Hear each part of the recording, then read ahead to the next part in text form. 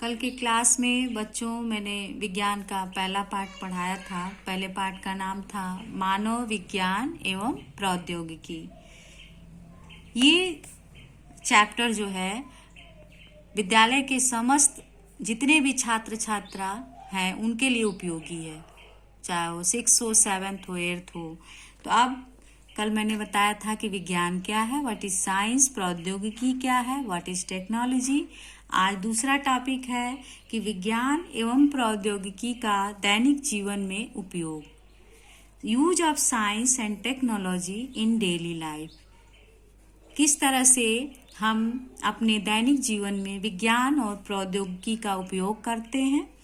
विज्ञान ने हमारे जीवन को बहुत प्रभावित किया है। हमारे दैनिक आवश्यकताओं की पूर्ति में भी वैज्ञानिक आविष्कारों एवं आधुनिक तकनीकों का महत्वपूर्ण योगदान है।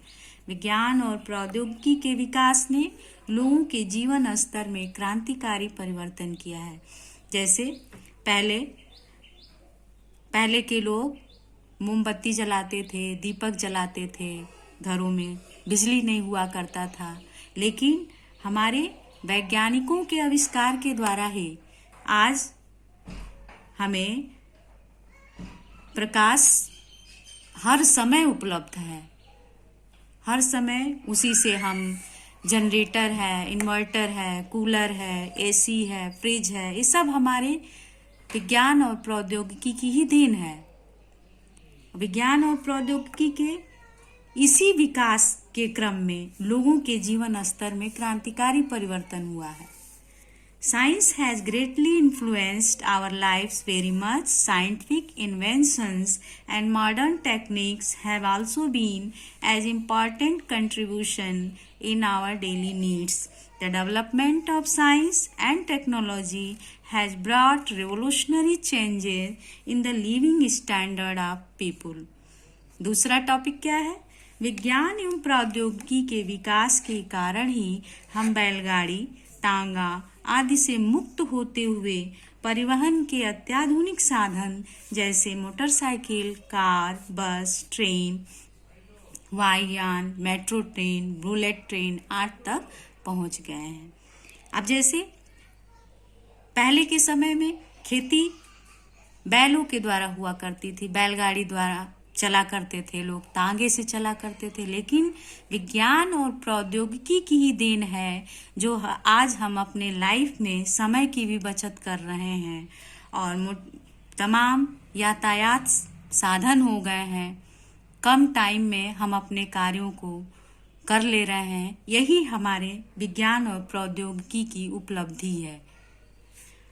Due to the development of science and technology, we have reached the cutting edge of transport such as motorcycles, car, buses, trains, aircraft, etc. being free from bullock cart and tanga etc.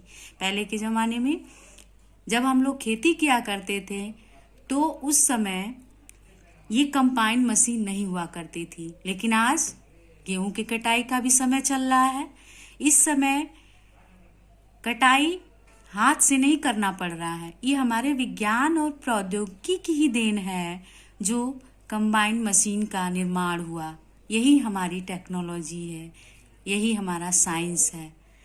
और एक बात और जानो बच्चों, विज्ञान और प्रौद्योगिकी एक दूसरे पर आश्रित हैं, एक दूसरे के बिना ये अधूरे हैं, एक दूसरे के पूरक हैं। साइंस और टेक्नोलॉजी एक दूसरे पर इंटरडिपेंडेंट हैं, आश्रित हैं। तीसरा टॉपिक है, इस प्रकार यहाँ विज्ञान के नियमों का उपयोग करके मनुष्य ने कार्य को सफल बनाने के लिए, सरल सुगम बनाने के लिए बैलगाड़ी, ट्रैक्टर आदि जैसे साधन विकसित कर लिए हैं। कंबाइन मशीन विकसित कर लिया है, बुआई के लिए भी मशीनें आ गई हैं। ये सब हमारे साइंस एंड टेक्नोलॉजी की ही देन है। यही टेक्नोलॉजी है, यही प्रौद्योगिकी है। In this way, by using the law of science, man has developed tools such as bullock carts, tractors, etc., combine machine to simplify tasks. This is the technology. अब एक figure मैंने बनाया है, चित्र। ये हमारा मनुष्य का ब्रेन है, ह्यूमन ब्रेन। क्या है? Human brain. इस ह्यूमन ब्रेन से यही ओरिजिन है, यही उत्पत्ति है, यही जनक है। क्या इसी ब्रेन से नियम और सिद्धांत की उत्पत्ति होती है? इसी मनुष्य के ब्रेन से नियम और सिद्धांत की उत्पत्ति होती है, और जब इन दोनों का जुड़ाव होता है तो टेक्नोलॉजी डेवलप होती है। टेक्नोलॉजी के रूप में जैसे मेडिसिन के क्षेत्र में, चिकित्सा के क्षेत्र में बहुत सारे मशीन आ गई हैं। एक्सरे मशीन, स्कैनर, जैसे ये है, ये देखिए कंबाइन मशीन है, इंडस्ट्री है, एरोप्लेन है, पानी का जहाज है, ये देखिए कंप्यूटर है, स्कैनर है, फैक्स मशीन है, टेलीफोन है, एंडोस्कोप है। ये सब अत्याधुनिक चीजें, मशीनरी का डेवलपमेंट होना इस समय चिकित्सा के क्षेत्र में कितना कारगर है। और एक चीज और है, ये शब्दावली दिया हुआ है, वर्ड मीनिंग, इसको याद करना है।